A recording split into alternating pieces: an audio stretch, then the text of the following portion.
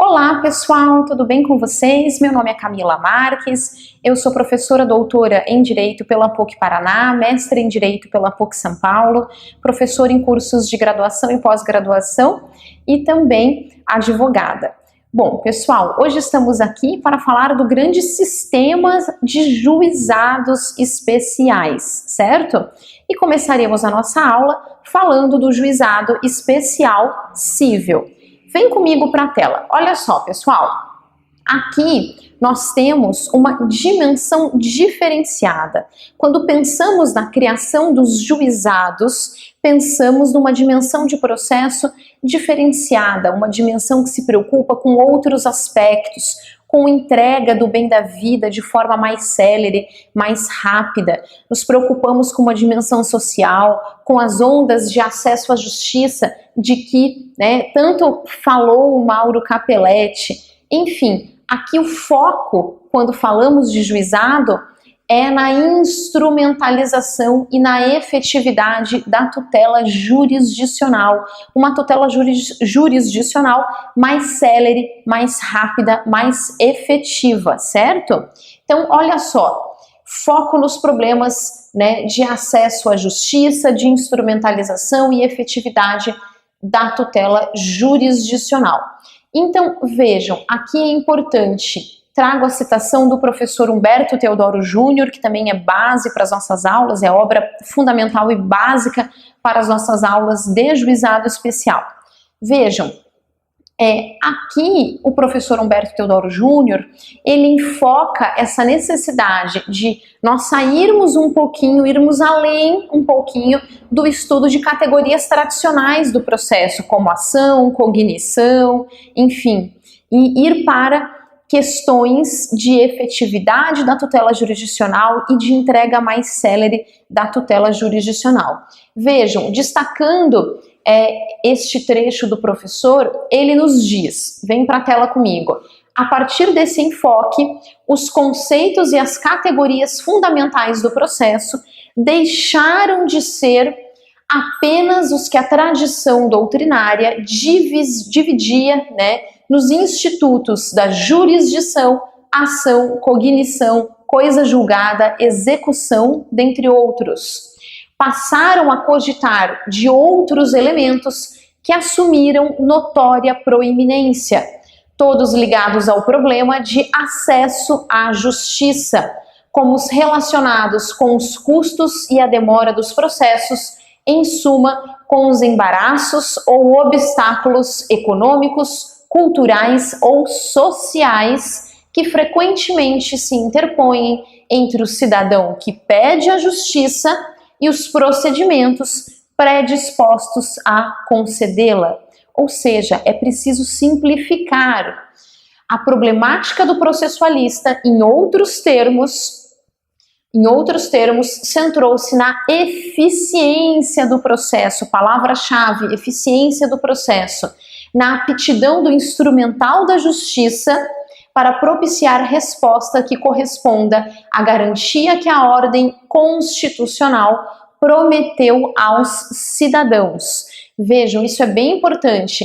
E foi dentro desse movimento de maior acesso à justiça que a Constituição de 1988 cogitou da implantação do juizado de pequenas causas, certo? Pequenas causas conforme mencionado no artigo 24, inciso 10 da Constituição, ou juizados especiais com competência para causas cíveis de menor complexidade e infrações penais de menor potencial ofensivo. Artigo 98, inciso 1º, certo? Então vejam, pessoal, aqui é bem importante porque aqui o professor Humberto Teodoro Júnior nos traz o contexto do surgimento do juizado, certo? E vejam aqui, pessoal, então, de acordo com o artigo 24, inciso 10, existe uma referência ao termo pequenas causas. O artigo 24 nos diz: compete à União, aos Estados e ao Distrito Federal legislar concorrentemente sobre criação, funcionamento e processo do juizado de pequenas causas. E apesar de utilizar o termo pequenas causas nesta parte da Constituição, vejam que no artigo 98, inciso 1º, a referência é realizada em relação ao termo juizados especiais e não pequenas causas. Então vejam, o artigo 98, a União, o Distrito Federal, no Distrito Federal e nos territórios, desculpe, aqui tem um erro de digitação do artigo, a União, o Distrito Federal e os territórios dos estados criarão juizados especiais providos por juízes togados ou togados e leigos. Enfim, então vejam, pessoal, aqui nesse dispositivo a menção já é feita em relação aos juizados especiais. E nós veremos que os juizados atendem tanto as pequenas causas como também as causas especiais, digamos assim, de menor complexidade, e já veremos o entendimento jurisprudencial que pacificou essa questão também. Vejam, aqui também é importante nós termos em mente os projetos de criação. O projeto de Nelson Jobim, criação dos juizados especiais cíveis, e o projeto de Michel Temer, criação dos juizados especiais criminais, o que culminou na Lei 9.099 de 95. E vejam, o grande sistema dos juizados especiais, ele é formado, pessoal, pelos seguintes juizados. Atenção aqui. Juizados especiais federais, nós vamos chegar nele também. Juizados especiais dos estados e do Distrito Federal. E esses juizados especiais dos estados e do Distrito Federal, eles então englobam juizados especiais cíveis, juizados especiais criminais e juizados especiais da Fazenda Pública. Nós veremos aqui o juizado especial civil e também o juizado especial da Fazenda Pública, certo? Vamos lá. Então vejam, aqui existe uma aplicação subsidiária das normas do Código de Processo Civil em relação ao juizado. Então é claro que aqui prevalece o princípio da especialidade. Por quê? Porque a lei do juizado é mais específica, então é ela que será aplicada. E também a compatibilidade teleológica, ou seja, a finalidade da legislação. Então, o CPC de 2015 é aplicável de forma subsidiária. E claro que nós temos uma grande aplicação do CPC de 2015, mas, claro, naquilo que é compatível com a finalidade, com a lei dos juizados, porque prevalece a especialidade desta lei dos juizados, certo? Além disso, pessoal, olha só, vamos ver alguns princípios aqui importantes dos juizados, tá? Vejam, princípio da oralidade. O princípio da oralidade engloba vários outros princípios importantes. E claro, aqui eu quero ressaltar para vocês que nem sempre todos os atos, a gente não consegue fazer com que todos os atos sejam orais ou todos os atos sejam escritos. Quando falamos em oralidade no direito processual, vejam, é óbvio que por mais oralidade que se tenha num procedimento como ocorre nos juizados, alguns termos serão reduzidos, alguns procedimentos orais serão reduzidos a termos, serão escritos. Então nós não temos um processo inteiramente escrito ou um processo inteiramente oral, certo? Vejam, princípio da oralidade, ele engloba a concentração dos atos processuais na audiência, a identidade física do juiz, a irrecorribilidade em separado das decisões interlocutórias, e o próprio imediatismo, O próprio imediatismo. Então, são decisões concentradas, imediatas, e se privilegia essa oralidade, essa simplicidade no juizado, certo? Além disso, o princípio da simplicidade, que a doutrina costuma dizer que é um princípio linguístico. Por quê? Porque a ideia é que se trate de forma mais simples, que os procedimentos de juizado sejam simplificados, justamente para garantir, né, fazer com que a população de fato procure o juizado e de fato, então, né, consiga ver atendidos os seus direitos, as suas demandas de menor complexidade, de forma mais rápida, mais célere, mais efetiva, certo? Além disso, pessoal, o princípio da informalidade, que também acompanha os anteriores, né? E o princípio da informalidade também inclui a instrumentalidade das formas, lembrando que o processo é um instrumento para se alcançar o bem da vida, é um instrumento para alcançar o direito material, para se efetivar o direito material, para se ter uma maior entrega do bem da vida, certo? Então, o princípio da instrumentalidade das formas, o processo como meio para se entregar à tutela jurisdicional.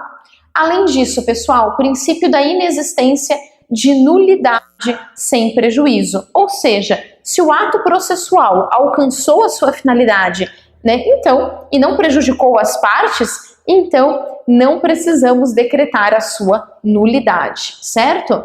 Princípio da economia processual, obviamente, e princípio da celeridade, né, maior rapidez para os atos. Esses são os princípios que informam o juizado.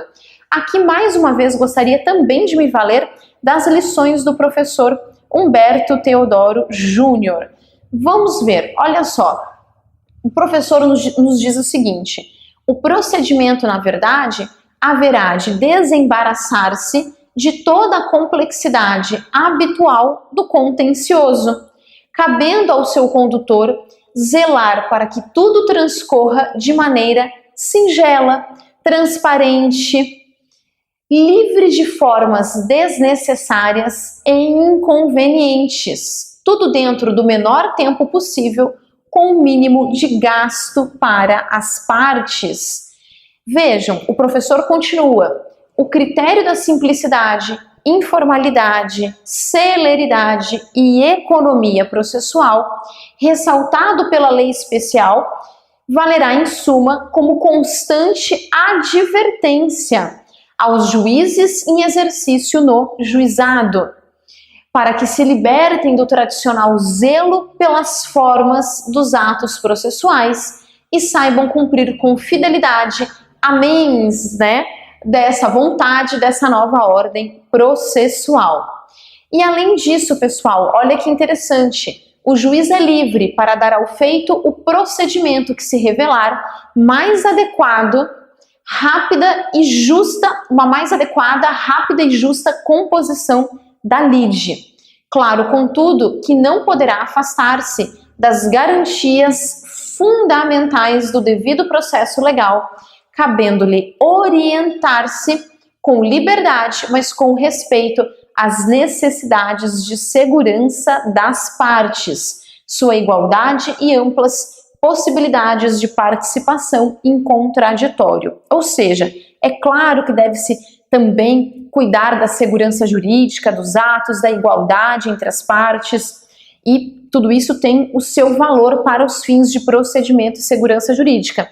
Mas aqui é claro que existe uma ação mais simplificada e mais rápida, mais célere, certo?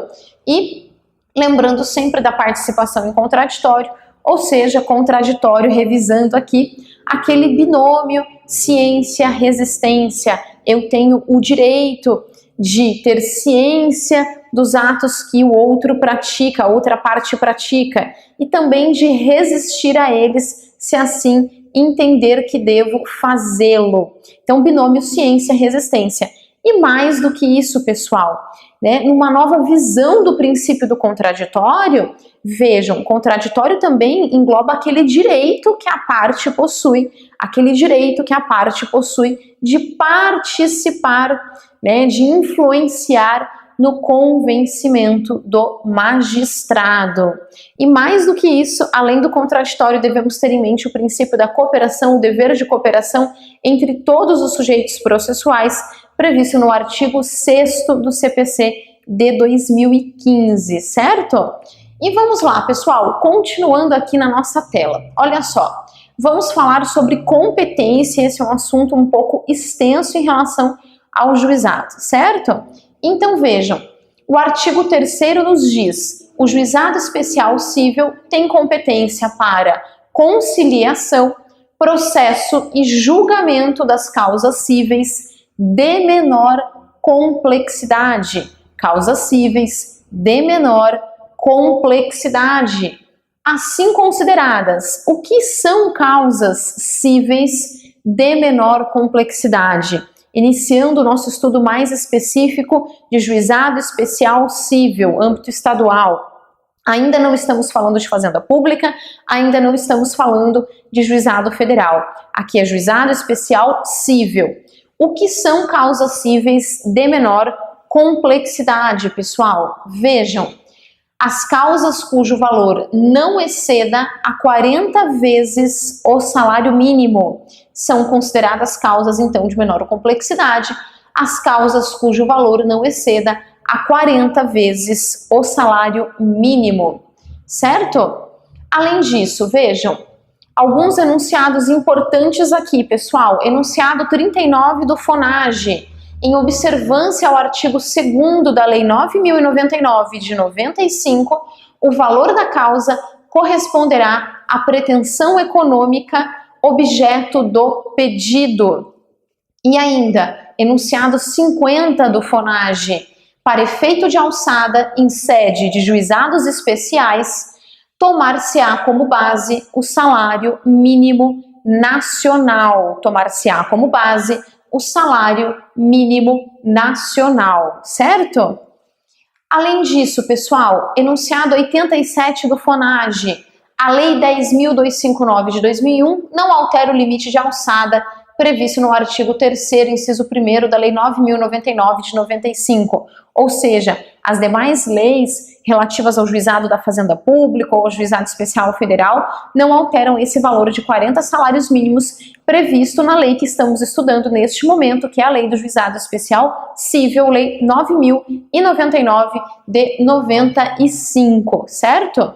Enunciado 133 do FONAGE, pessoal, o valor de alçada de 60 salários mínimos previsto no artigo 2º da Lei 12.153 de 2009 não se aplica aos juizados especiais cíveis cujo limite permanece em 40 salários mínimos, no mesmo sentido do outro enunciado, certo? Além disso, pessoal, aqui é importante, o artigo 3º também engloba na competência do juizado especial, na competência do juizado especial cível, as causas enumeradas no artigo 275, inciso 2º do Código de Processo Civil anterior, de 1973. Professora, você tá maluca porque tá falando do anterior? Calma. Olha só o 1063 do CPC de 2015. Prestem bem atenção nessa redação comigo. Até a edição de lei específica, os juizados especiais cíveis previstos na Lei 9.099, de 26 de setembro de 95, continuam competentes para o processamento e julgamento das causas previstas no artigo 275, inciso 2º, da Lei 5.869, de 11 de janeiro de 73. Pessoal, aqui eu faço um parênteses. É muito importante vocês olharem esses dispositivos finais, as disposições finais de adaptação legislativa do CPC de 2015 e vejam que ele faz menção expressa ao juizado especial e que continua, o juizado especial cível da Lei 9.099 de 95 continua competente para o julgamento das causas do artigo 275, inciso 2º, lá do CPC de 1973, certo? Então vejam que existe uma menção expressa do CPC de 2015 em relação ao Código Antigo. Então é importante nós nos atentarmos a isso. Além disso, pessoal, vejam, aqui vamos para uma teoria, para as teorias unitária e teoria dualista. Olha só, teoria unitária. Os JECs, juizados especiais cíveis, possuem competência apenas para as pequenas causas. Essa é a teoria unitária. Já a teoria dualista, os JECs, juizados especiais cíveis, constituem-se competentes, digamos assim, constituem-se tanto em juizado especial competência para as causas de menor complexidade, fixadas em razão da matéria, quanto os juizados de pequenas causas, competência para as pequenas causas fixadas em razão do valor da causa. Então vejam que aqui existem duas teorias. Há quem adote a teoria unitária, dizendo que o JEC é competente apenas para as pequenas causas de menor valor, e há quem adote a teoria dualista, dizendo que o JEC é competente tanto para as pequenas causas de menor valor, quanto também para as causas de menor complexidade, certo? E vejam, aqui eu destaco para vocês esse julgado da ministra Nancy Andrighi, que apaziguou de certa forma a questão. Vejam, ao regulamentar a competência conferida pelos juizados especiais pelo artigo 98, inciso 1º da Constituição, a Lei 9.099 de 95 fez uso de dois critérios distintos. Certo? O quantitativo e o qualitativo. E vejam, para definir o que são causas cíveis de menor complexidade. A menor complexidade, segundo a ministra, que confere competência aos juizados especiais, é de regra definida pelo valor econômico da pretensão ou pela matéria envolvida. Exige-se, pois, a presença de apenas um desses requisitos e não a sua acumulação. Então vejam, o JEC vai ser competente, então, tanto para julgar uma pequena causa de menor valor, até 40 salários mínimos, como também uma causa de menor complexidade, ou seja, uma causa que tenha menor complexidade em relação à matéria, certo? Então, vejam aqui, pessoal, aqui então exige-se a presença de apenas um desses requisitos e não da sua cumulação, certo? Isso é bem importante. E vejam, a exceção fica para as ações possessórias sobre bens imóveis em relação às quais houve expressa conjugação dos critérios de valor e matéria. Assim, salvo na hipótese do artigo 3º, inciso 4º da Lei 9.099 de 95, que é esse artigo que diz respeito à competência, estabelecida a competência do juizado especial com base na matéria, é perfeitamente admissível que o pedido exceda o limite de 40 salários mínimos. Vejam que julgado interessante esse.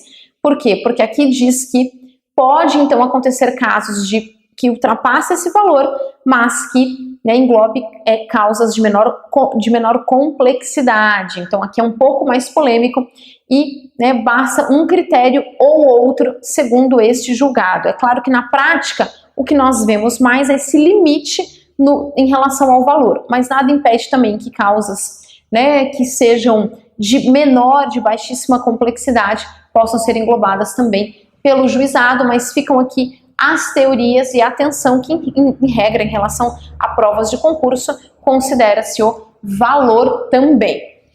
Além disso, pessoal, enunciado 58 do FONAGE, as causas cíveis enumeradas no artigo 275, inciso 2º do CPC, admitem condenação superior a 40 salários mínimos e sua respectiva execução no próprio juizado. Então, 275, inciso 2º, lá do CPC anterior, admite, então, segundo os enunciados do FONAGE, uma condenação superior a 40 salários mínimos e a execução no próprio juizado. Pessoal, outra ação de competência do juizado especial civil, ação de despejo para uso próprio. Atenção, para uso próprio. Considera-se que o despejo tenha por finalidade o uso próprio quando se pretende retomar o imóvel para uso do próprio proprietário, seu cônjuge, companheiro, ascendente ou descendente que não disponham de imóvel residencial próprio, certo? Além disso, enunciado 4 do FONAGE, nos juizados especiais só se admite a ação de despejo prevista no artigo 47, inciso 3º da Lei 8.245 de 1991. Ou seja, pessoal, ação de despejo no juizado especial civil, apenas aquela que diz respeito ao despejo para uso próprio do imóvel, certo? Além disso, pessoal, competente também, o JEC também é competente para as ações possessórias sobre bens imóveis de valor não excedente ao fixado no inciso 1º deste artigo, que é o artigo 3º da Lei 9.099 de 95. Então, as ações possessórias sobre bens imóveis não segue o rito da ação possessória de força nova, mas sim aquele previsto para o juizado especial, certo? Além disso, pessoal, a homologação e execução de acordo extrajudicial, Um acordo feito fora do juízo pode ser homologado, então, no juizado especial civil, certo? Homologação e execução de acordo extrajudicial. O acordo objeto de homologação judicial deve se referir a alguma questão possível de ser conhecida nos juizados especiais, não podendo incidir em alguma das limitações materiais ou pessoais que proíbam seu trâmite perante o juizado, certo? Então vejam, né? Também é possível homologar um acordo feito fora do juízo no juizado, desde que tenha conexão com as causas de competência do juizado, obviamente, né? Além disso, olha, conexão entre ações que tramitam perante o mesmo juizado. Atenção, esse tema é importante também. Conexão de ações, conexão entre ações que tramitam perante o mesmo juizado especial, ainda que em foros diferentes. É possível, então, a reunião de ações conexas, que ocorre normalmente no juízo prevento, ou seja, onde foi ajuizada a primeira ação, certo? E artigo 59 do CPC, vejam, o registro ou a distribuição da petição inicial torna prevento o juízo. E, além disso, enunciado 53 do FONAGE, as causas de competência dos juizados especiais em que forem comuns o objeto ou a causa de pedir, poderão ser reunidas para efeito de instrução, se necessária, e julgamento também, certo? Além disso, pessoal, ainda no tema de conexão de ações, conexão entre a ação que tramita perante o juizado especial e a ação que tramita perante a vara civil. Aí existe mais de uma corrente. E por que mais de uma corrente, pessoal? Vejam só, isso é importante. Mais de uma corrente. Por quê? Vejam, a primeira nos diz, a conexão deve sempre se dar no juizado civil. É o posicionamento majoritário, no juízo civil, perdão, não no juizado, no juízo civil. Esse é o posicionamento majoritário. Quais problemas esse posicionamento majoritário nos trazem, né? Opção do autor foi pelo juizado e o autor desassistido de advogado, aí ele teria que obrigatoriamente contratar um advogado se a causa for remetida então ao juízo civil. A segunda teoria, se o juizado especial for o juízo prevento, a reunião das ações deve se dar no juizado sempre que a ação que tramita perante o juízo civil puder tramitar pelo rito do juizado, porque o juizado é mais simples, ele puxaria então a competência, mas desde que a outra ação que está no juízo civil possa tramitar ali, também é no juizado. Veja o enunciado 68 do FONAGE. Somente se admite conexão em juizado especial civil quando as ações puderem submeter-se à sistemática da Lei 9.099 de 95. E aqui o problema, é claro, é a limitação probatória, porque não podemos ser causas de alta complexidade que exigem uma produção de prova pericial muito complexa no juizado. Então aqui é este o problema, certo? E uma terceira teoria, suspensão da ação, que depende de julgamento da outra, suspensão por prejudicialidade externa. O problema, juizado especial não se adequa à prática da suspensão processual, justamente por ser mais célere, certo? Aqui, pessoal, entraremos na próxima aula em renúncia ao crédito excedente, quando o valor da causa, então, ultrapassa os 40 salários mínimos, tá certo? Já voltamos, então, para verificarmos, né, continuarmos verificando as disposições pertinentes ao juizado especial civil. Até já, um abraço!